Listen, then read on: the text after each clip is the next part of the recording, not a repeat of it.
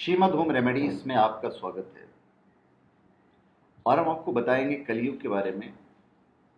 हमारे जितने शास्त्र हैं, हर शास्त्र में कलयुग का एक अपना जिक्र है, अपना एक वर्णन किया गया है। वही हम आपको बताने वाले हैं। हमारे 4 युग हैं: सतयुग, त्रेता युग, द्वापर युग और कलयुग। कलयुग के अंत समय को लेकर अनेक धर्म ग्रंथों में कई बातें लिखी गई हैं। इस्लाम में भी कलयुग का जिक्र है, उसके अंत का जिक्र है। बाइबल में भी कलयुग का अंत का जिक्र है। हम अपने धर्म शास्त्रों की बात कर रहे हैं, इसलिए हमारे शास्त्रों में जो लिखा गया है हम उसी के हिसाब से बताएंगे, और किस शास्त्र में क्या लिखा गया है ये हम आपको बताएंगे। हर चीज़, हर जहाँ भी शास्त्रों में लिखा गया है, एक कॉमन चीज़ सब में लिखी हुई है। वो कॉमन चीज़ हम आपको बता देते हैं।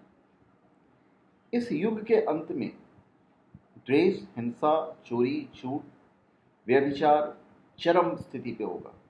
आज आप देख ही रहे हैं, स्त्री पुरुष की जो हाइट है वो कम होती चली जाएगी और बौनों की शक्ल में तब्दील हो जाएगी। स्त्रियां 8 साल में गर्भवती होने लगेगी। 16 साल की उम्र में हमारे बाल जो है सफ़ेद होने लगेंगे, और हमारी जो अधिकतम उम्र होगी वो 20 साल से ज़्यादा नहीं होगी। अभी हम आपको देवी भागवत के हिसाब से बताएंगे। सबसे पहले, अभी उससे पहले जब हम तीनों युगों की, जब सारे शास्त्रों की बात कर रहे हैं, तो महाभारत में कहा गया है कि संभल गांव में विष्णु यशा नाम के ब्राह्मण के यहाँ कल्कि नाम का एक बालक जन्म लेगा, जो कलयुग का अंत करके सतयुग की शुरुआत करेगा। अब भागवत के हिसाब से हम आपको बताएंगे कि उसमें क्या लिखा गया है। उसमें कलयुग की आयु 10,000 वर्ष है। इसके आधे वर्ष पूरे होने पर देवी रूपी नदियां वापस बैकुंठ चली जाएंगी। 10,000 साल बाद शिव, शक्ति, साधु, तीर्थ, पूजा पाठ आदि भी भारत से चले जाएंगे। भागवत के अनुसार कलयुग जब राजा परीक्षित के सामने आया, तब उन्होंने उसे मारने की ठान ली। जब वो माफी मांगने लगा तो उसे राजा ने जुआ, शराब, स्त्री संग, हिंसा और सोना यानी स्वर्ण या धन आदि स्थान दिए। परीक्षित से सोने में रहने का वर पाकर कलयुग परीक्षित के मुकुट में प्रवेश कर गया, जिसके कारण परीक्षित ने गुस्से में ऋषि शमीक के गले में सांप डाल दिया। इस घटना के उन्हें मौत का शाप मिला। तो ये कलयुग है भैया। अभी हम आपको बताएंगे कि ब्रह्म पुराण में कलयुग का वर्णन किस तरह किया गया है।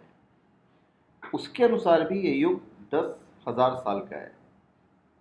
इस दौरान मनुष्य जाति का पतन होगा, देश और अत्याचार बहुत बढ़ जाएंगे। इसका अंत करने के लिए भगवान विष्णु कल्कि अवतार लेंगे। अब जो टाइमिंग का जो फेर है, उस टाइमिंग के हिसाब से सूर्य सिद्धांत पूरा अलग हो जाता है। ज्योतिष ग्रंथ सूर्य सिद्धांत के अनुसार कलयुग की जो उम्र है वो 4,32,000 मनुष्य वर्ष है। द्वापर की समाप्ति के बाद कुल 5,000 वर्ष बीते हैं। यानी अब भी कलयुग के 4,27,000 वर्ष बाकी हैं। कलयुग नहीं, त्रेता। पहले अपना सतयुग, फिर त्रेता, फिर द्वापर। तो द्वापर की समाप्ति के बाद कुल 5,000 वर्ष ही बीते हैं। तो काफी लंबा वक्त है दोनों के हिसाब से कलयुग को समाप्त होने में। और जो लगता है मुझे, मेरा जो अपना पर्सनल व्यू है, कि जो हम हालात देख रहे हैं तो 5,000 वर्ष ही बीते हैं। जो नदियां हैं वो ऑटोमेटिक देखिए सूखती चली जा रही है, सूखती चली जा रही है, जो पवित्र नदियां हैं। तो ज़्यादा से ज़्यादा 5,000 वर्ष से ज़्यादा तो हम ऐसे भी नहीं रहने वाले, जहाँ तक हमारा मत है। 4,27,000 वाली बात जो है थोड़ा सी हजम इसलिए नहीं होती क्योंकि अभी जो हालात चल रहे हैं, तो ऐसा लगता है कि पता नहीं कब पूरा का पूरा सत्यानाश हो जाएगा। तो धन्यवाद। आप हमारे चैनल पे सब्सक्राइब करें और अपने कमेंट दीजिए। धन्यवाद।